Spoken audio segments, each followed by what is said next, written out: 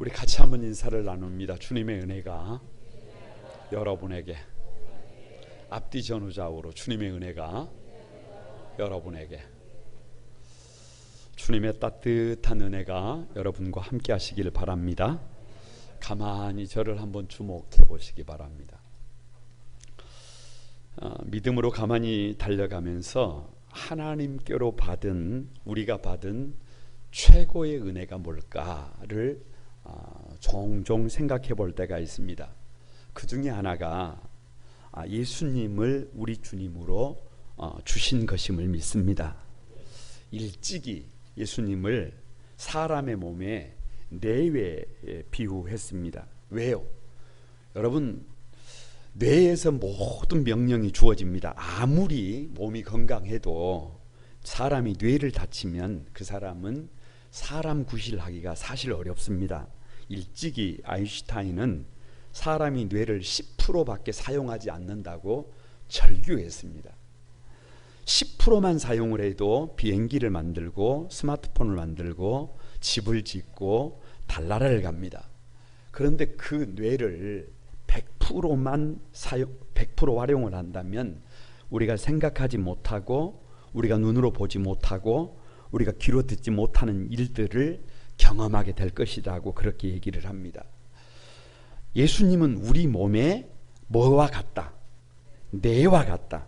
그런데 문제는 세상 사람들이 예수님을, 뇌와 같은 예수님을 주인으로 모시려고 하지 않습니다.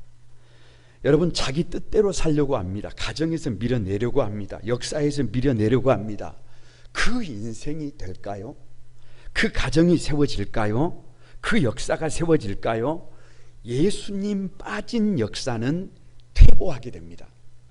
그래서 예수 그리스도를 우리 주님으로 모신 것보다 더 큰 은혜가 없는 줄로 믿습니다. 주님 한 분으로 충분합니다. 또 하나 주신 은혜가 뭐냐? 주님의 몸된 교회를 섬기게 한 것입니다. 교회를 사람의 심장에 비유합니다. 사실 여러분, 사람의 몸에서 심장이라고 하는 것은 주먹만 해요.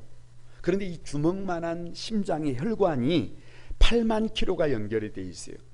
발끝에서 머리끝까지 8만 킬로가 연결되어 있어서 힘을 잃어버린 피를 다시 힘을 줘서 펌핑을 해서 여러분 올려주면 그 피들이, 장기들이 일할 수 있도록 힘을 제공하는 줄로 믿습니다. 심장은 하루 24시간을 단 1분도 쉬지 않고 힘을 잃어버린 그 피들을 힘 있는 피로 다시 내보는 일을 해요. 여러분, 이것이 교회입니다. 힘이 없어도, 무기력해도, 약해도, 절망했어도 여러분, 교회를 통과하고 나면 새 사람이 될 것을 믿습니다. 다시 새 삶을 살 것을 믿습니다. 그래서 여러분, 생각해 봐야 해요. 심장이 이미 멈춰버린 사람은 아무리 껍데기가 멀쩡해도 이미 죽은 사람이에요. 여러분, 세상에서 멋지게 살고 있는 것처럼 보일지 몰라도 여러분, 교회가 죽어있는, 신앙이 말라있는 사람들은 결국 시간이 지나면 우리 인생은 아무것도 아닙니다. nothing입니다. 여러분, 교회가 살아나야 할 것을 믿습니다. 다 같이 교회여 살아나라. 교회가 살아나야 합니다. 그래서 초대교회 교부들이 하는 말이, 다 같이 한번 따라서 해봅니다. 주님의 몸된 교회를 어머니로 모시지 않는 사람은 하나님을 아버지로 모실 수 없다. 유명한 말입니다. 그만큼 교회가 중요하다는 거예요. 그만큼 마지막 시대의 비밀이 교회라는 거예요. 교회가 만물을 충만케 한다. 교회가 살아나면 인생도 살아나고, 교회가 살아나면 가정도 살아나고, 교회가 살아나면 역사가 살아나게 될 것을 믿습니다. 우리가 살 길이 뭐냐? 이사야 18장. 여러분, 다 같이 한번 교회를 어머니처럼 섬겨라. 여러분, 이사야 18장과 19장은 사실 같은 장이에요. 19장은 구스, 19장은 애굽인데 왜 이게 같냐? 왜 같냐? 주전 714년경에 이 애굽을 통치한 애굽의 제21조 왕조가 누구냐? 구스 사람들이에요. 그러니까 구스가 누구냐? 노아의 아들 중에 함의 아들이 니므롯의 후손입니다. 성경은 그들을 용감한 사냥꾼이요 최초의 정복자라고 그렇게 지칭하고 있습니다. 시날 평지에 바벨탑을 쌓은 후손들입니다. 그래서 구스는 세상적인 시각으로 볼 때 오늘 성경이 뭐라고 얘기하느냐? 장대한 사람이래요. 여러분, 준수한 사람이래요. 처음부터 두려움이 되었던 사람들이래요. 강대한 대적을 발로 밟던 사람들이에요. 다시 말하면 부족한 것이 없는 사람들이에요. 그 부족함이 없다라고 하는 그것 때문에 어떤 삶을 살았느냐?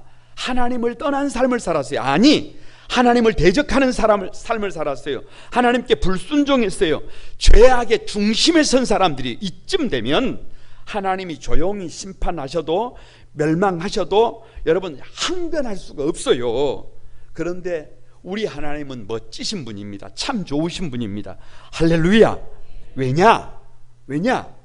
여러분, 곤충도 그렇고요, 동물도 그렇고요, 사람을 공격할 때 경고를 하지 않는다는 것을 아십니까? 그냥 물어버립니다. 독사가 사람을 물 때 경고하지 않습니다. 개가 사람을 물 때 경고하지 않습니다. 그래서 잔인한 사람들도 방법이 뭐냐? 경고를 하지 않고 상대방이 준비를 하지 못한 상태에서 사람을 공격하는 것입니다. 그래서 그런 사람들을 잔인하다 그래요. 그런데 우리 하나님은 왜 좋으신 하나님이냐? 우리 하나님은 경고를 하지 않고 일을 하지 않습니다. 경고를 하신다는 말은 살 길을 주신다는 말이에요. 구스가 살 길이 뭐냐? 지금 애굽을 통치하고 있는 애굽의 통치자들이 살 길이 뭐냐? 오늘 7절에 만군의 여호와께 드릴 예물을 가지고 만군의 여호와의 이름을 두신 곳 시온산에 이르라. 여기 시온산은 교회입니다. 교회에 나와야 산다는 거예요. 교부들의 언어를 빌리자면 다 같이 교회를 어머니처럼 섬기는 것만이 구스가 살 길이라는 거예요. 우리가 살 길이라는 거예요. 역사가 살 길이라는 거예요. 인류가 살 길이라는 거예요. 할렐루야. 왜 교회를 어머니처럼 섬겨야 하느냐? 첫 번째가요, 그래야 하나님을 알기 때문입니다. 하나님을 알 수 있어요. 1절과 2절을 여러분 같이 한번 읽어봅니다. 다 같이 읽습니다. 시작. 슬프다 구스의 강 건너편 날개치는 소리 나는 땅이여, 갈대 배를 물에 띄우고 그 사자를 수로로 보내며 이르기를 민첩한 사자들아 너희는 강들이 흘러 나누인 나라들로 가되 장대하고 준수한 백성 곧 시초부터 두려움이 되며 강성하여 대적을 밟는 백성에게로 가라 하는도다. 자 보세요. 왜 이 구스가 하나님을 알아야 되느냐? 이 애굽의 지도층이 하나님을 알아야 되느냐? 하나님을 알아야 복 있는 삶을 삽니다. 할렐루야. 다시 한번, 하나님을 알아야 복 있는 삶을 산다. 여기 구스는요 지금 이디오피아예요. 그러니까 우리가 이디오피아를 생각하면 그냥 답이 나와 있어요. 못 사는 나라, 가난한 나라, 굶주리는 나라, 우리가 도와줘야 할 나라. 그런데 지금 그래요. 지금 그래. 이사야 18장에서는 구스를 그렇게 생각하면 안 돼요. 왜요? BC 714년 구스는 애굽을 통치했던 나라예요. 여러분, 애굽이 어떤 나라입니까? 오늘 본문에 이렇게 소개하고 있어요. 날개치는 소리 나는 땅이래요. 표현이 신묘막측합니다. 무슨 말이냐? 매일매일 웃음소리가 가득한 나라, 기쁨이 끊이지 않는 나라. 왜요? 나일강이 범람해요. 농사는 풍년이 됩니다. 매일매일 잔치소리가 가득합니다. 그래서 애굽은 큰 나라입니다. 당시 세계의 조공을 받던 강력한 나라입니다. 위세를 떨치던 나라예요. 위풍당당한 나라예요. 그런데 왜 1절에 시작을 할 때 슬프다 여러분 히브리어 호의로 시작합니까? 왜 슬프다는 거예요? 날개 소리 치는 소리가 온 땅에 가득하잖아요. 되는 소리가 난단 말이에요. 잘 되는 소리가 가득해요. 농사가 풍년입니다. 풍년이 되니까 굶주리지 않습니다. 힘들어하지 않아도 돼요. 수많은 나라들이 조공을 바칩니다. 여기저기에서 백성들이 배불러하고 춤추고 살 맛이 납니다. 그런데 왜 슬퍼요? 그런데 왜 호의예요? 이 호의라는 말은 절규예요. 절규. 탄식. 어떡하냐, 어떻게 하면 좋냐. 왜요? 왜? 농사도 잘 되고 잘 먹고 잘 살고 있는데 도대체 뭐가 문제냐? 도대체 무엇 때문에 이렇게 탄식하느냐? 여러분, 족보에 문제가 있는 것입니까? 아니. 구스 사람들은 세상적인 시각으로 볼 때 오늘 반복해서 두 번씩이나 장대한 나라래요. 준수한 사람들이래요. 생긴 것부터가 멋진 사람들이래요. 처음부터 두려움이 되었던 사람, 태어날 때부터 힘을 가지고 태어났대요. 출발점부터 차원이 다른 사람이래요. 강대한 적들을 밟은 사람들이래요. 부족할 것이 없는 사람들이래요. 그런데 무엇 때문에 슬퍼해요? 아니, 기뻐해야지. 무엇 때문에 이렇게 탄식하는 겁니까? 이렇게 탄식하는 이유는 그들이 하나님을 모른다는 것입니다. 왜 하나님을 몰라요? 어려움이 없으니까. 더 이상 부족함이 없으니까. 모자람이 없으니까. 내가 가진 것만으로도 얼마든지 행복한 삶을 살 수 있어요. 내가 지금 갖고 있는 것만으로도 죽을 때까지 아무런 어려움이 없다고 생각했어요. 장대하니까, 준수하니까, 존재 자체로 두려움이 되니까 세상을 살아볼만 했어요.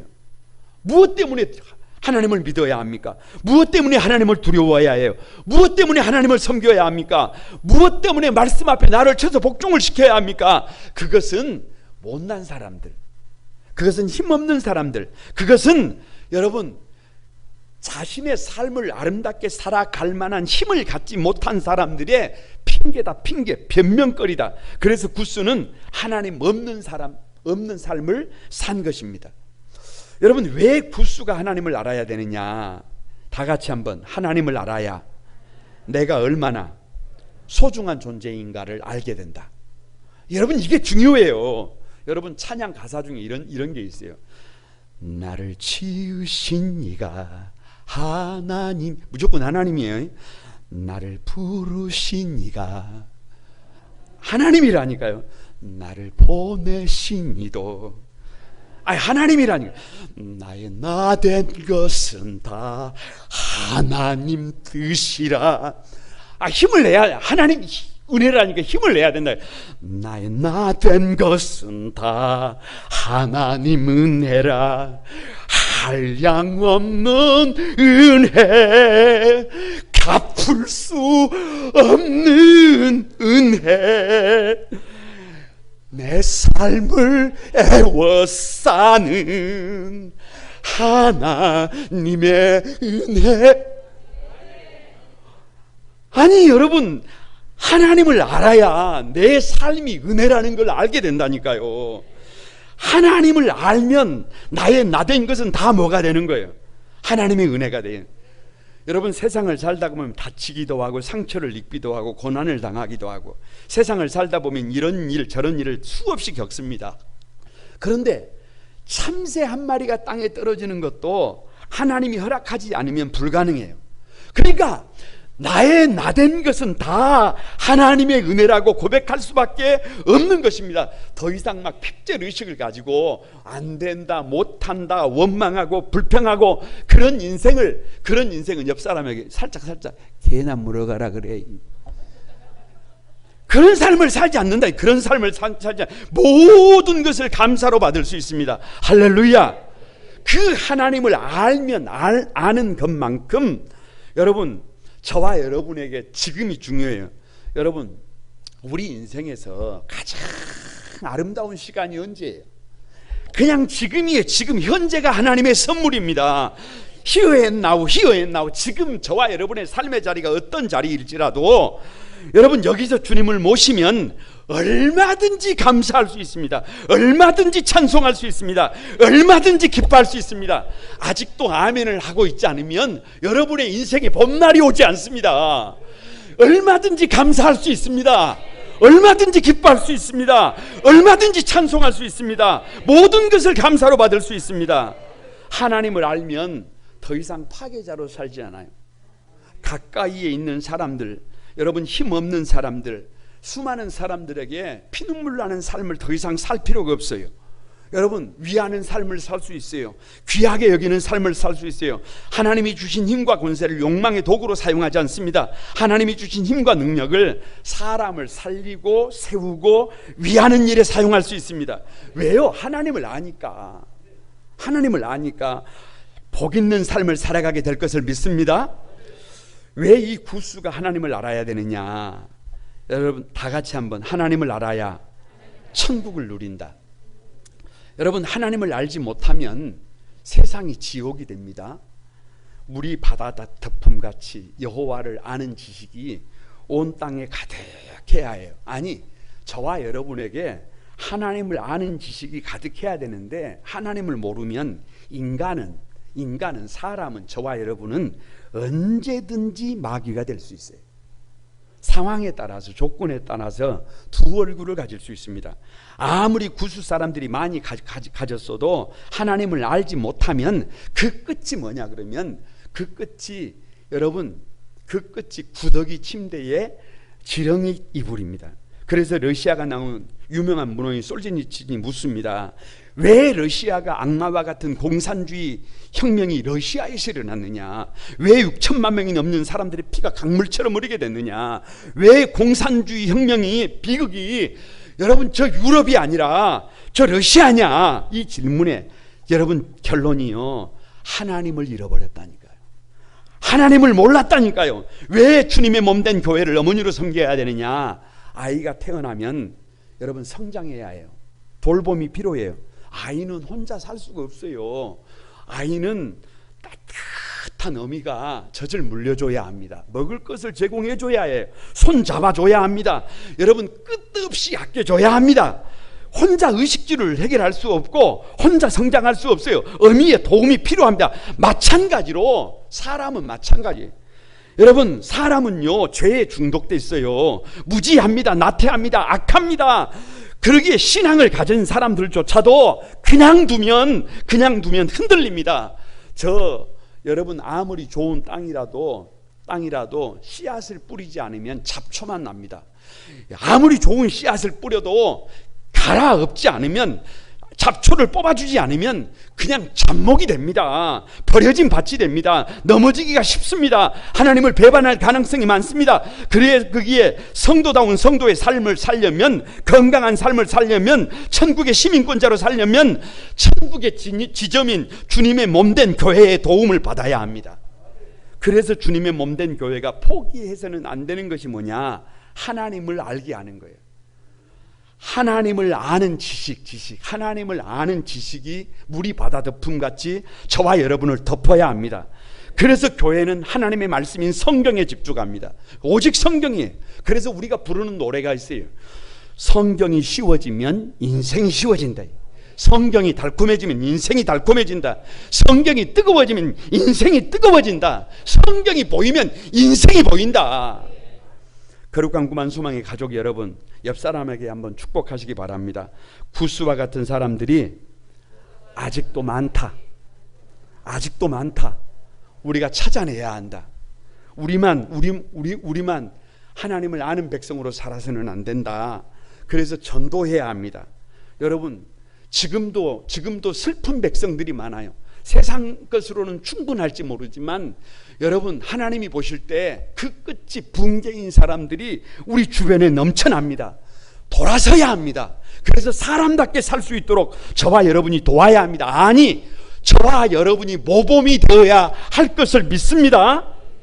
두 번째가요, 왜 교회를 어머니처럼 섬겨야 하느냐? 다 같이 하나님의 일하심을 교회를 통해서 볼 수 있기 때문입니다. 3절을 같이 한번 읽어봅니다. 3절 다 같이 읽습니다. 시작. 세상의 모든 거민 지상에 사는 너희여, 산들 위에 기치를 세우거든 너희는 보고 나팔을 불거든 너희는 들을지어다. 성경의 시각은 정확합니다. 하나님의 일하심에 초점이 맞춰져 있어요. 창세기를 펼쳐보세요. 말씀으로 천지를 창조하십니다. 계시록 마지막에 봐보세요. 새 하늘과 사람의 손으로 지은 것이 아닌 하나님의 손으로 지으신 새 하늘과 새 땅이 내려옵니다. 그러니까 성경의 관심이 뭐냐 그러면 누가 일하고 계신다는 거예요. 하나님이 일하고 계신다는 거예요. 그런데 지금 이 구스 사람들, 애굽을 통치하는 구스 사람들의 염려가 뭐냐 그러면 아수르의 신남방 정책이에요.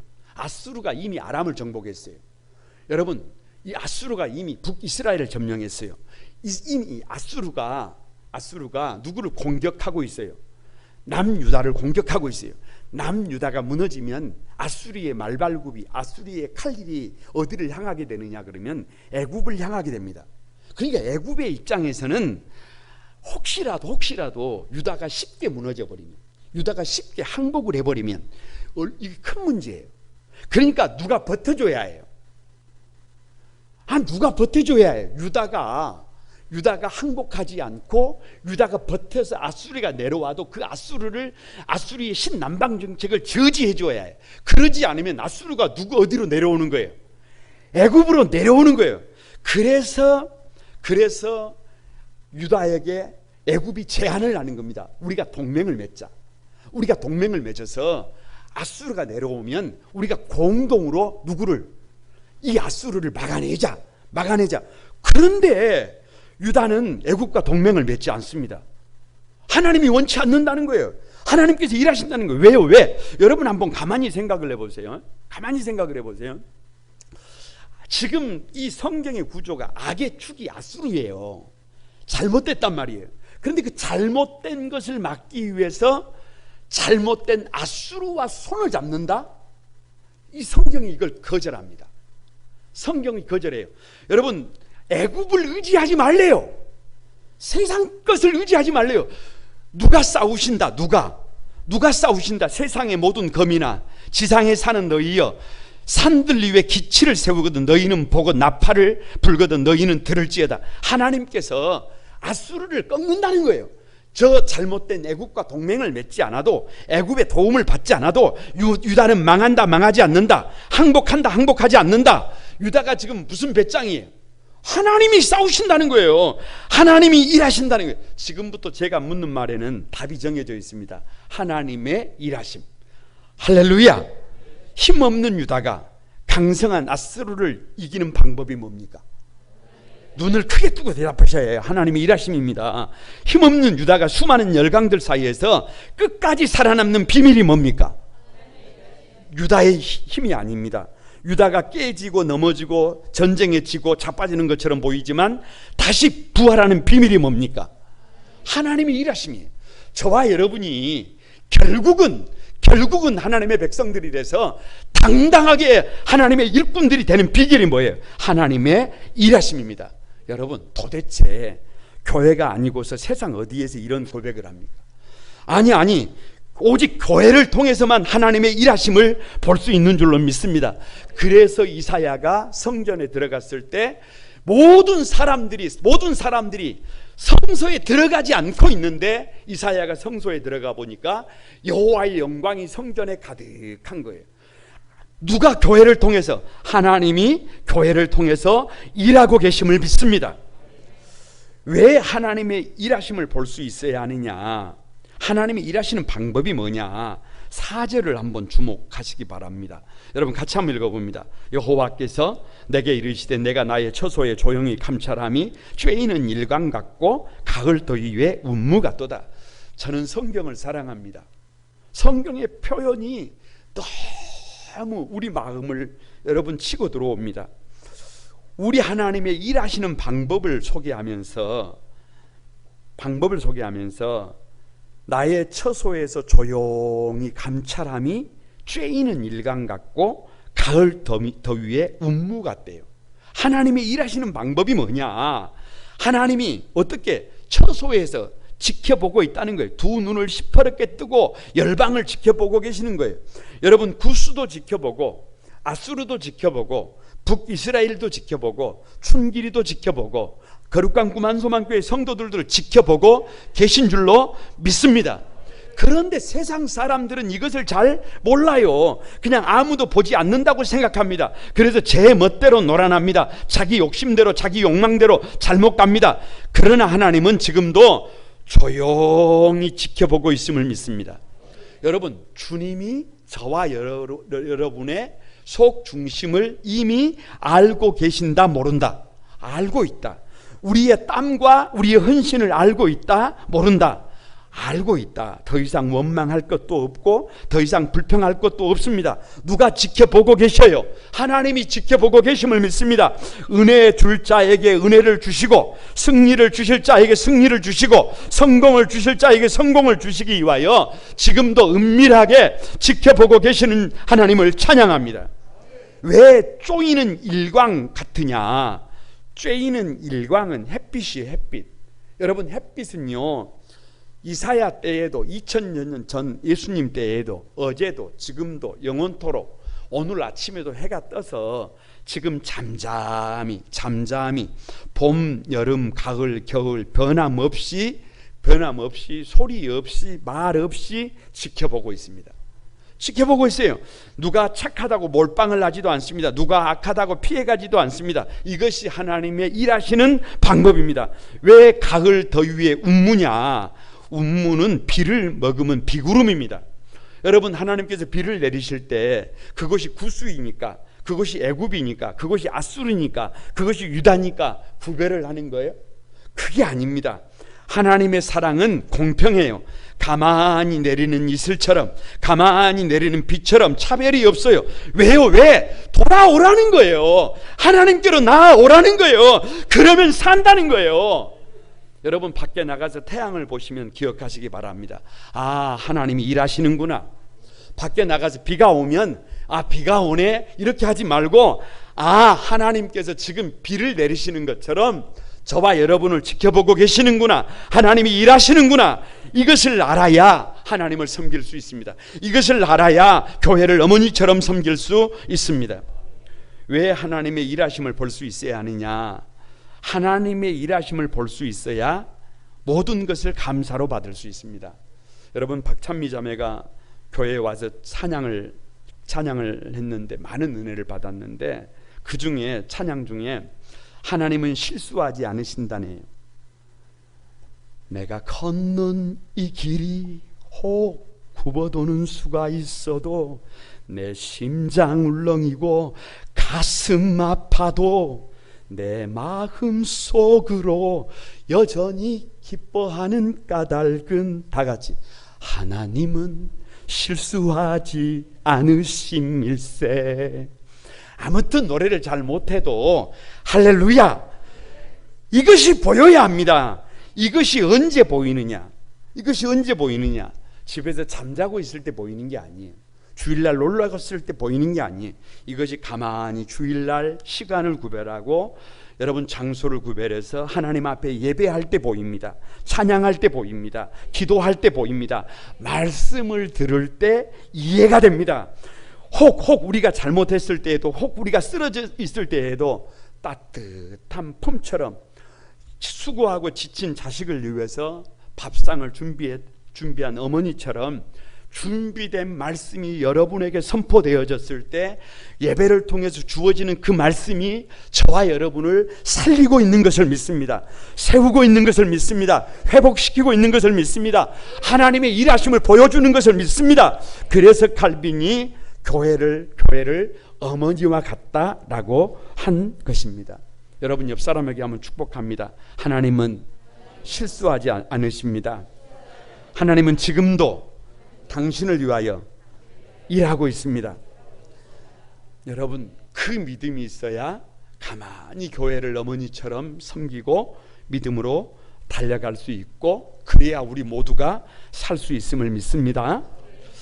왜 교회를 어머니처럼 섬겨야 하느냐? 세 번째, 다 같이 한번, 최종 승리를 주시기 때문이다. 5절에서 6절 말씀 한번 봅니다. 5절에서 6절 시작. 추수하기 전에 꽃이 떨어지고 포도가 맺혀 익혀갈 때에 내가 낫으로 그 연한 가지를 베며 퍼진 가지를 찍어버려서 산의 독수리들과 땅의 들짐승들에게 던져주리니 산의 독수리들이 그것으로 여름을 지내며 땅의 들짐승들이 다 그것으로 겨울을 지내리라 하셨습니다. 여러분, 지금 이 5절과 6절은요 남유다를 공격하고 있는 아수르를 향한 말이에요. 그러니까 이게 무슨 말이에요? 아수르가 추수하기 전에, 익기도 전에 떨어지는 꽃이래요. 그런 아수르를 걱정해야 합니까? 그런 아수르 때문에 두려워 떨어야 합니까? 지금 세상적인 시각으로 볼 때는 세상의 주인으로 군림하고 있어요. 떵떵거리고 있어요. 여러분, 아수르가 암몬도, 아람도, 북이스라엘을 다 붕괴시켰습니다. 여러분, 이 남방 정책을 통해서 내려올 때요 수많은 나라와 백성들이 피눈물을 흘렸어요.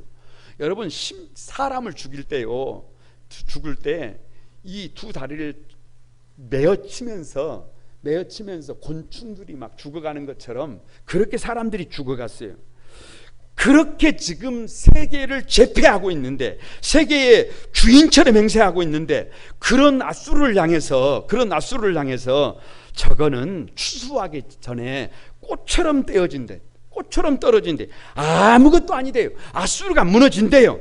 여러분, 그렇게 아수르를 누가 아수르를 누가 무너뜨리는 겁니까? 유다가 무너뜨립니까? 구스가 무너뜨립니까? 애굽이 무너뜨립니까? 여러분, 그게 아니에요. 우리가 무너뜨리는 게 아니에요. 하나님께서 무너뜨림을 믿습니다. 이 땅에 있는 모든 어둠은 주님께서 물러가게 해 주셔야 합니다. 아수르가 낫으로 베인 포도송이처럼 떨어진다는 거예요. 아수르가 산의 독수리와 들짐승의 먹이가 된다는 거예요. 그래서 유다가 최후 승리를 얻게 된다는 것입니다. 여러분, 저는 말씀을 준비하면서 이런 생각을 했어요. 우리 성도들이 마지막 최후에 누가 승자가 되느냐, 어떻게 승자가 될 수 있느냐, 비결이 뭐냐. 여러분, 그 비결이 하나님입니다. 최종 승리의 3단계가 있는데요, 첫 번째 단계가 뭐냐 그러면 그 하나님께서 이미 봤습니다. 세상을 조용하게 지켜봅니다. 아니, 태양이 무슨 말이 있어요? 그냥 잠잠히 지켜보고 있는 거예요. 감찰하시는 거예요. 하늘의 햇빛처럼 말없이 오늘도 내일도 따뜻하게 햇살을 비춰주시면서 어떻게 살아가는지, 어떻게 도전하는지 구스를 지켜보고, 아수르를 지켜보고, 남유다를 지켜보고, 거룩한 꿈한 소망교회를 지켜보고, 저와 여러분을 지켜보는 것입니다. 안타까운 것이 뭐냐 그러면 이 사건이 열왕기하 19장에 나와 있는데, 히스기야 제14년 아수리의 산어립이 여러분 공격을 해오면서 남유다의 모든 견고한 성읍들을 점점 쳐서 어디까지 들어오느냐, 예루살렘까지 들어오는 거예요. 그러면서 사신이 편지를 가지고 왔어요. 전령이 달려왔어요. 금 30달란트와 은 300달란트를 내놔라. 그러면 우리가 물러가겠다. 회유하는 겁니다. 항복하라는 거예요. 히스기야가 여러분 겁을 잔뜩 집어먹고 성전에 금을 베껴가지고 사내립에게 뇌물을 줍니다. 금을 뺏겠다는 말은 다 쓸어 모아서 있는 것 없는 것 다 누구에게 보냈다는 거예요? 아수르의 사내립 왕에게 보냈다는 거예요. 여러분, 문제는 하나님보다, 히스기야가 하나님보다 누구를 더 두려워했다는 거예요? 아수르 왕 사내립을 두려워했다는 거예요. 꼭 기억하시기 바랍니다. 아무리 사내립을 두려워하고 대접을 해줘도, 마귀를 대접한다고 마귀가 떠나는 줄 아세요? 아닙니다. 절대로 어둠은 대접한다고 물러가지 않습니다. 어둠은 대적해야 해요. 어둠은 싸워서 이겨야 해요. 하나님께서 일거수일투족을 다 지켜보고 계시는 것을 누가 몰랐어요?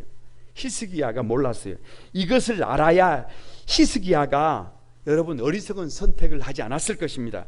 이것을 저와 여러분이 알아야, 하나님이 지금도 저와 여러분의 삶을 지켜보고 있는 것을 알아야 저와 여러분의 삶이 구별이 됩니다. 춤추는 예배자가 됩니다. 하나님의 말씀대로 도전합니다. 두 번째, 최종 승리의 2단계가 뭐냐, 때가 되면 일하신다는 거예요. 일하시는 하나님이에요. 여러분 가만히 봐보세요. 성전의 금까지 다 벗겨서 뇌물을 줬는데도 불구하고 사내립이 안 물러갑니다. 안 물러가. 그때 그때 이사야 선지자가 일침을 놓습니다. 하나님께서 싸우시지, 두려워하지 마라, 걱정하지 마라, 놀라지 마라. 누가 싸우신다? 하나님께서 싸우신다. 이 말은 그 하나님 앞에서 저와 여러분이, 아니 히스기야 왕이 이스라엘 백성들이 어떻게 해야 될지를 요청하는 거예요. 우리가 무서워할 것은, 우리가 두려워할 것은 아수르의 사내립이 아니구나. 우리가 두려워할 것은 세상의 문제가 아니구나. 우리 앞에 놓여 있는 어려움이 아니구나. 우리가 두려워해야 될 것은 하나님을 두려워해야 하는구나. 하나님 앞에 기도해야 하는구나. 하나님 앞에 엎드려 부르짖어야 하는구나. 하나님 앞에 우리가 돌아서서 회개해서 돌아서는 길이 우리가 사는 길이구나. 그래서 여러분, 히스기야가 적상이 보내온 편지를 들고 성전에 올라갑니다. 성전에 올라가서 이 얼굴을 벽으로 향하고 세상을 바라보지 않는 거예요. 하나님 앞에 단독자로 서서 외칩니다. 우리 하나님 여호와여, 원하건대 이제 우리를 그의 손에서 구원하옵소서. 그리하시면 천하 만국이 주 여호와가 다같이 홀로 하나님이신 줄 알리이다. 그래서 여러분, 말 못하는 짐승처럼 이 히스기야 왕이 울부짖습니다. 학처럼, 제비처럼, 비둘기처럼 울부짖습니다. 그때 그 밤에 열왕기하 19장 35절, 그 밤에 히스기야가 하나님 앞에 엎드려 말 못하는 짐승처럼 울부짖은 그 밤에 하나님께서 일하십니다. 여호와의 사자가 나와서 아수르 진영에서 군사 18만 5천 명을 친지라 아침에 일찍이 일어나 보니 다 송장이 되어 있더라. 때가 되면 누가 일합니다. 사람이, 여러분, 때가 되면 결혼을 하게 될 것을 믿습니다. 때가 되면 어린아이를 주실 것을 믿습니다. 때가 되면 출산을 할 것을 믿습니다. 때가 되면 삶의 자리가 세워질 것을 믿습니다. 여러분, 그 믿음이 누구에게 있어야 해요? 왜요? 누가 일하신다는 거예요. 하나님이 일하신다는 거예요. 그 믿음을 가져야 최종 승리할 수 있습니다. 세 번째가요, 최종 승리의 3단계가 문제의 근원을 뿌리 뽑습니다. 아수르 왕 사네립은 전장에 져서 고향으로 돌아갔어요. 여러분, 왜 고향으로 돌아갔을까요? 다시 군대를 일으켜서 다시 올라오기 위해서입니다. 그런데 고향에 돌아갔더니 아수르 왕 사네립이 어떻게 됐느냐? 그 아들이 아버지를 살해합니다. 이게 무슨 말이에요? 왜 그 아들이 아버지를 살해합니까? 여러분, 남유다를 공격하려고 해서는 누가 망한다는 거예요. 아수르의 사네립은 더 이상 왕도 아니에요. 왜요? 그 자식이 배반을 해서 아버지를 살해했어요. 하나님이 꺾으시면, 하나님이 오프시키시면 더 이상 남유다를 공격할 힘이 있어요, 없어요? 안 돼요. 안 돼. 그래서 여러분, 세상을 살아가다가 보면 전쟁을 겪기도 하고 함정에 빠지기도 하고 고난을 당하기도 합니다. 그러나 우리는 성도들이 누구냐? 누가 성도들이냐? 이미 최후 승리를 약속받은 사람들이 성도들임을 믿습니다. 창세기를 펼치면 천지를 창조하신 하나님께서 다 이루었다고 하셨어요.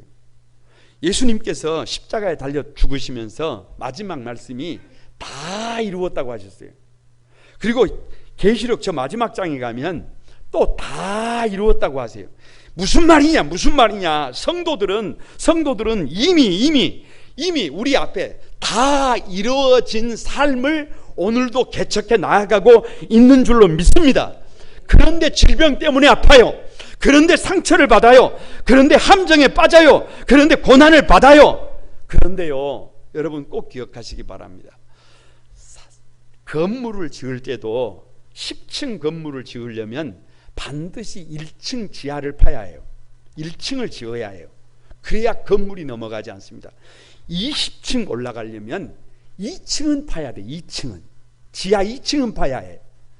여러분, 50층을 올라가려면 최소한 지하를 5층 이상 파야 해요. 5층 이상. 그래야 건물이 넘어가지 않습니다. 저와 여러분이 이 세상을 살아가면서 함정에 빠졌어요. 고난을 겪었어요. 아픔이 있어요. 눈물이 있어요. 그것은 올리기 위해서예요. 그래서 여러분 성경은 상처 입은 치료자예요. 고난을 겪은 사람이, 어려움을 당한 사람이 지금은 힘든 것 같지만 우리는 이미 이기기로 예정된 사람들이에요. 그 믿음이 저와 여러분에게 있어야 최후의 승자가 여러분이 될 것을 믿습니다. 옆 사람에게 한번, 최후의 승리는 하나님께 있습니다. 믿음으로 사십시오. 이 믿음이 있어야 교회를 어머니처럼 섬기고 살아갈 수 있습니다. 말씀을 마치려고 합니다. 아무리 많이 가졌다고 해도요, 아무리 대단한 삶을 살고 있다고 해도요, 저 구수처럼 하나님을 모르면 그냥 나승입니다. 세상 사람들처럼, 믿지 않는 사람들처럼 하나님을 모르면 아무것도 아닙니다. 아무리 많이 가졌어도 하나님을 모르면, 주님의 몸된 교회를 어머니처럼 섬기지 않으면 nothing이에요. nothing. 아무것도 아닙니다. 그래서 여러분, 우리가 정말로 하나님 앞에 믿음으로 살아요. 아니, 전도해야 해요. 하루를 살더라도 복 있는 삶을 살아야 해요. 교회가 이 땅에 존재하는 이유가 뭐냐? 하나님을 알게 하는 거예요. 하나님의 일하심을 보게 하는 거예요. 성도들로 하여금 최후 승리를 얻게 하는 거예요. 그것이 오늘 교회가 이 땅에 존재하는 이유임을 믿습니다. 거룩한 꿈한 소망 교회와 함께, 주님의 몸된 교회와 함께 이 복된 삶의 주인공으로 살아가는 여러분이 되시기를 주님의 이름으로 축복합니다. 우리 찬양단과 함께 찬양하면서 기도하겠습니다.